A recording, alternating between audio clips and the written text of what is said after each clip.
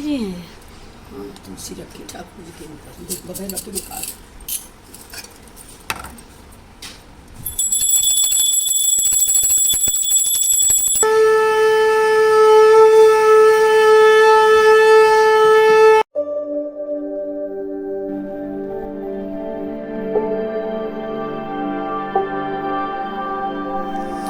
अधिकतर लोगों के मन में ख्याल आता है कि घर में जो रोज़ पूजा की जाती है वो कैसे की जाती है, तो वही आपके साथ हम शेयर कर रहे हैं। तो सबसे पहले नहाने धोने के बाद हम स्वच्छ कपड़े धारण करने के बाद हमको एक साफ आसन लेना है और उसमें बैठकर ही पूजा करनी है। तो मंदिर को साफ़ करना है। मंदिर में जो फूल पत्ती चढ़ी हुई है उनको अच्छी तरीके से साफ़ कर देना है। उसके बाद एक गीला कपड़ा लेने करके जो कांच के जो फ्रेम वाली जो मूर्तियां हैं उनको साफ़ कर देना है। मतलब जो फ्रेम की हुई जो रखी हुई तस्वीरें उनको गीले कपड़े से साफ़ कर देना है। उसके बाद जो भगवान के मंदिर में मूर्तियां रखी हुई हैं छोटी छोटी, जिनको स्नान कराया जाता है, तो उनको हम स्नान कराएंगे। और उसके लिए एक प्लेट ले रहे हैं अलग से, उसमें रख करके भगवान को धीरे धीरे अलग अलग भगवान को स्नान करके और एक टॉवेल से पोंछते जाएंगे। टॉवेल के रूप में एक छोटा सा हैंकी लिया है, क्योंकि भगवान जी छोटे छोटे से रूप हैं, तो उनको छोटा सा ही टॉवेल ले करके उनको भगवान जी नहलाने के बाद पोंछते जाएंगे। ये लड्डू गोपाल हैं। ये हम लोग अभी गए थे खाटू श्याम बाबा, तो वहाँ से लेकर के आए थे थोड़े बड़े। बाकी और जो दो लड्डू गोपाल रखे हुए हैं वो पहले पुराने थे, लेकिन ये अभी नए लेके आए हैं। तो अब जो छोटे वाले हैं उनको हम किसी को दे देंगे, दान कर देंगे या मंदिर में रख देंगे। कहते हैं कि क्योंकि एक ही लड्डू गोपाल होना चाहिए, इसलिए हम ऐसा करेंगे। और लेकिन अभी हम लोगों ने किसी को दिया नहीं है, तो इसलिए उनको भी नहला धुला करके इनका भी श्रृंगार करके रख देते हैं। देने का मन नहीं होता है, क्योंकि जिनकी पूजा हम हमेशा करते रहते हैं, तो ऐसा लगता है कि भाई इनको बड़ा कोई आ गया है तो इनको नहीं निकालना चाहिए।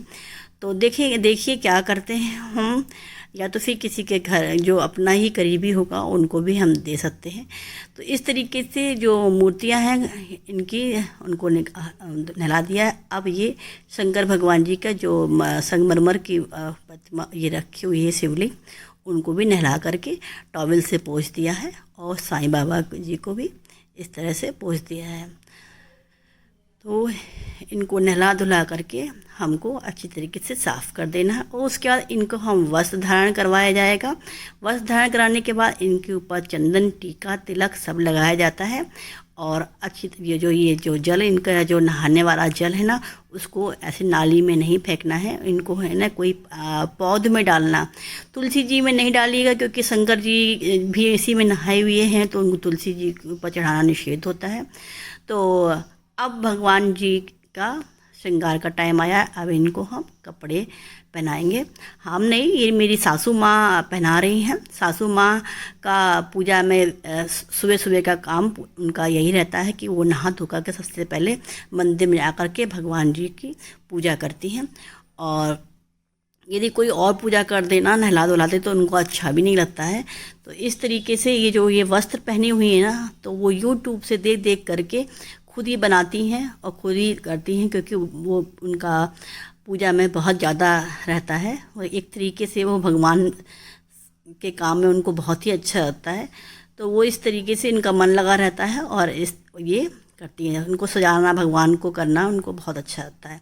तो ये जो वस्त्र पहने हुए हैं वो भगवान जी का उनने खुद ही बनाया है। और जो मुकुट है, ये मुकुट भी पहना दिया। मुकुट भी अच्छे से ना लगा रहे, उसके पीछे उन्होंने लास्टिक लगाई है। मतलब वो भगवान का कुछ ना कुछ काम करती ही रहती हैं। तो ये जहाँ पर श्रद्धा होती है तो वहाँ देखिए कितना सुंदर भगवान लग रहे हैं। और ये लड्डू गोपाल भी पहना दिया है। घर में एक सदस्य की पूजा पाठ में बहुत मन लगता हो तो घर भगवान की पूजा बड़े अच्छे से हो जाती है। और कहते हैं कि जहाँ पर भगवान की पूजा होती है, जहाँ पर तो उनका वहाँ पर वास भी होता है और वहीं पे शांति रहती है और सबकी बरकत रहती है। तो आप बहुत ज़्यादा पूजा करें या ना करें, लेकिन ये रोज़ की जो पूजा है वो आप ज़रूर करें। एक तरीके से जिस तरह से हम लोग रोज़ खाना बनाते हैं, झाड़ू लगती है, पोछा लगता है, चाय बनती है। इसी तरीके से नहाने के बाद भगवान को नहलाना बहुत ही ज़रूरी है। आप ज़रूर नहलाइए, और ज़्यादा पूजा नहीं, विधि विधान से बस भगवान को नहला करके उनको श्रृंगार करके, जैसे हम लोग अपना श्रृंगार करते हैं, ऐसे कपड़े पहनते हैं, ऐसे उनको पहना करके श्रृंगार करके और भगवान का भोग लगा करके बस बैठा दीजिए। और जब अलग अलग कोई दिन होता है पूजा का, वो उसकी विशेष पूजा अलग अलग होती है, लेकिन ये रोज़ जो हम पूजा करते हैं वो है। तो इस तरह से ये इसमें चंदन है, रेडीमेड आता है, तो उसको लेकर के केशर चंदन कुछ कहते हैं इसको, तो उनमें लगा रहे हैं। और जो देवी हैं, फीमेल देवी, उनको हम हमारे यहाँ सिंदूर लगाया जाता है। और हमारे यहाँ नहीं, सबके में ही देवी को सिंदूर लगाया जाता है, और जो देवता हैं और भगवान हैं उनको ये चंदन लगाया जाता है। तो इस तरह से अब ये सिंदूर लगा रही है मम्मी, और जब लास्ट में यही उनको सिंदूर जो उंगली में लगा होगा उनके चरणों में लगा करके ये मांग में लगा लेंगी। अब पुष्प घर में यदि आप मंगवाते हैं तो बहुत ही अच्छा, क्योंकि पुष्प से मंदिर सज जाता है, और कहते हैं भगवान को पुष्प चढ़ाना अच्छा होता है। तो यदि पुष्प आपके पास लगे हुए हैं या मिल जाते हैं ईज़िली, तो आप भगवान जी को पुष्प चढ़ाइए इस तरीके से। तो धीरे धीरे करके कहते हैं कि जो देवी माता हैं उनको गुलाब का फूल, गुड़हल का फूल ये बहुत अच्छा पसंद करते हैं। और जो देवता जी हैं, जो भगवान जी हैं, उनके लिए वाइट फूल जो होता है, सफ़ेद फूल, गेंदा का फूल, सफ़ेद गुलाब, ये सब अच्छा लगता है। तो इस तरीके से मम्मी चढ़ा रही है।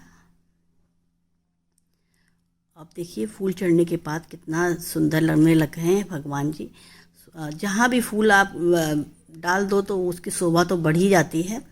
तो कितने खूबसूरत लग रहे हैं। हाँ दोस्तों, यदि आपको हमारा वीडियो पसंद आता हो, यदि आपको अच्छा लगता हो, तो प्लीज़ हमारे जो चैनल है ना उसको सब्सक्राइब कर दीजिएगा। ये तुलसी जी हैं, तुलसी जी को जो हम लोग भगवान जी का भोग लगाते हैं ना, ठाकुर जी का, तो मिश्री में या कोई भी प्रसाद में आप तुलसी जी डालेंगे तभी ठाकुर जी ग्रहण करेंगे। तो उसमें तुलसी जी लगा दी। और जो ठाकुर जी हैं, मतलब जो लड्डू गोपाल हैं, उनमें भी तुलसी लगाना ज़रूरी होता है। तुलसी जी अब ये मम्मी लगा रही हैं अगरबत्ती। अगरबत्ती जलाने का देखिए कितना बढ़िया ट्रिक है। पंखा चल रहा है लेकिन माचिस ना बुझी, इसलिए लोटे के बीच में पासा रख दिया और उसके बाद जला लिया। किसी किसी के यहाँ पर ये जो अगरबत्ती में जो बाँस लगा रहता है, बाँस नहीं जलाया जाता है, तो आप चाहें तो इसको स्किप कर दीजिए और धूप बत्ती भी ले सकते हैं। और आप चाहें तो दीपक भी जला सकते हैं। हमारे यहाँ दीपक शाम के टाइम जलाया जाता है, लेकिन जब मैं महामृत्युंजय का जाप करती हूँ, सामने देखिए रुद्राक्ष का माला पड़ा हुआ है।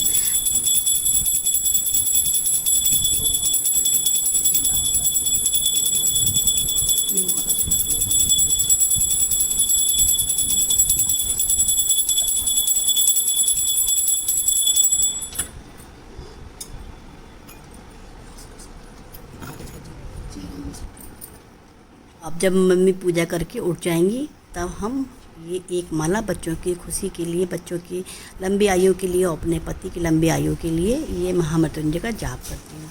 और लास्ट में जिस तरह से मम्मी ने आंचल फैला करके शीश नवाया है अपने बच्चों की और पति की घर की समृद्धि के लिए, इस तरीके से आप ज़रूर से कीजिएगा।